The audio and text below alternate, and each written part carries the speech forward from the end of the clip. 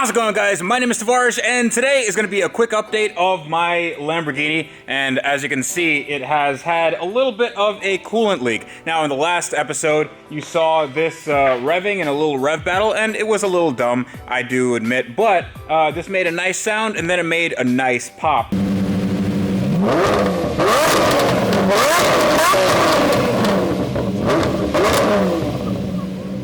It's on fire! Fill the water. Uh-oh, fire extinguisher.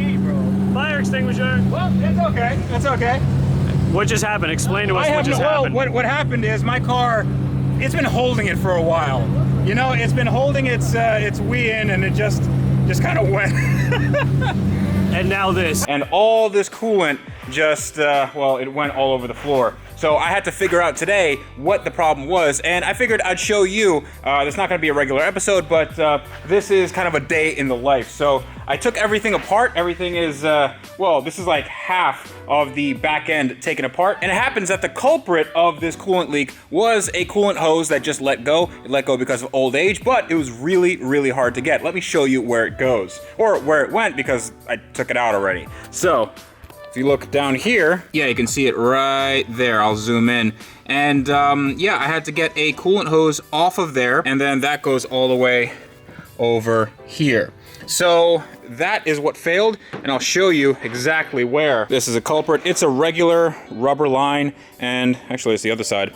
Regular rubber line, and you can see it's failed right here, and it just split. This is just old age. And I assume that the vibration and also the heat from the engine didn't do this any favor. So what I'm gonna do is I have this new heater hose, and then I'm gonna wrap it in this DEI. It's not Reflecta Gold, but it is definitely just as good.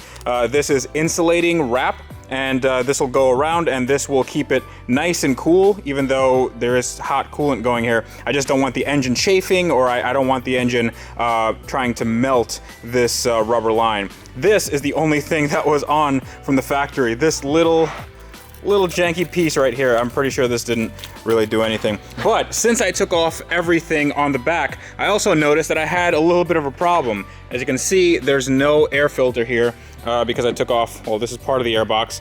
And take a look at this. This is, let me set that down here. This is what was underneath the air filter, and I think this was robbing me of some power. There's definitely a mouse or something living in here. You can see the bottom of the airbox. Yeah, by the way, this airbox, very expensive, made completely of carbon fiber, and a mouse just made its home in there. So this is a washable filter, so I'm just gonna clean this out. I'm gonna wash it, and I need to figure out if this is oil or not. I'm not sure if this is K&N or something else, but this is definitely something that can be salvaged and cleaned. But I have no idea how this engine even ran. Not only is there dust, but there's all these particles in here, and the engine was super choked. And I haven't gotten to that side. I'm probably gonna get to that side maybe in the next video, or just off camera sometime. But in the next videos coming up, what I'm gonna do is I'm gonna do a entire tune-up. I should have done this from the beginning. I don't know why I didn't do it, but I'm gonna do spark plugs, oil change, coolant. Well, coolant I need to do now. And after that, I'm taking all these body panels off because this car is getting ready for paint. But if you take a look over here, Tony, the welding Jedi, actually welded up this and this.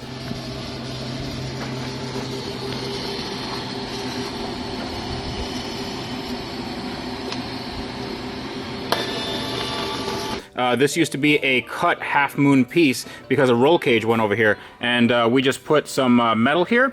I believe it was steel, and he welded it up. It was a little hard to weld just because all this, this entire thing is not only galvanized, but there's a bunch of primer and stuff on there, and we cleaned it off as much as we could, but it kept on pulling in all these imperfections. But I will be putting in the back window after that. And in addition, I did get the window regulator. I got that in. That was $600. So that's gonna go in, windows are gonna go in, and then everything is gonna be closed, at least in the passenger compartment. Now, a lot of you have been saying that this car does not have the high-pitched sound like the LP640 does in my last video.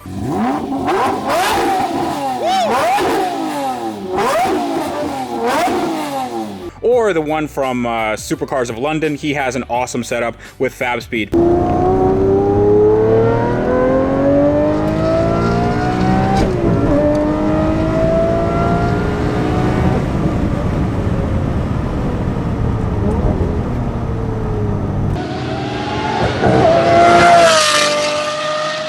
Now, this is a little bit different, but I will be sending this out back to Velocity AP so they can do a version 2 of this exhaust.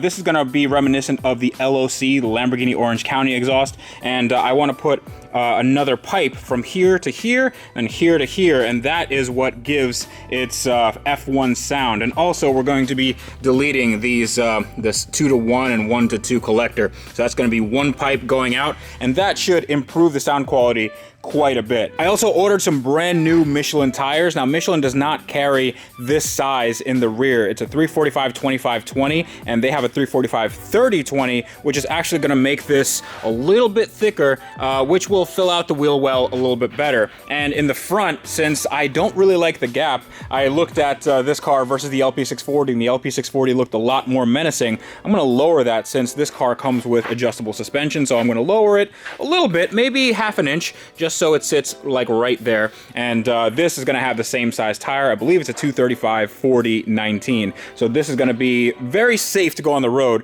I don't trust those Nittos, especially because they're bald, at all. But behind the tires is something that I want to order pretty soon, and that's the brakes. Now, these brakes might look okay if you put them on a Civic, but on a 4,000-pound Italian supercar, these aren't cutting it. So I'm going to get a bigger brake package, and that actually comes from the Gallardo. The Gallardo has bigger brakes than this. It has some upgraded 6-piston calipers, and the rotors are a little bit bigger because I'm going to get those from the LP640.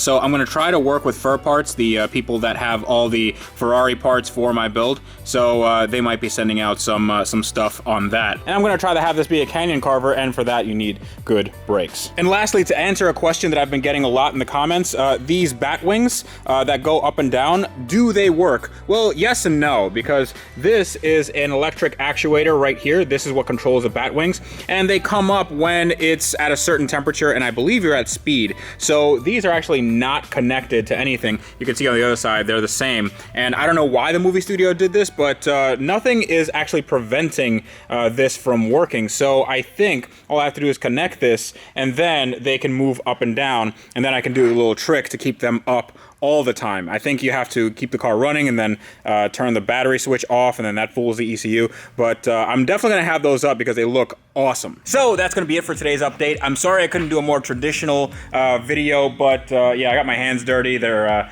nice and bruised and cut, and I was cursing all day, so that was good. But I got everything that I needed to get done on this car, and hopefully she should be on the road and at the paint shop and looking all sorts of nice. But until next time, this is me reminding you guys that on cars like this that seemingly need all the work in the world, you guys need to wrench every day.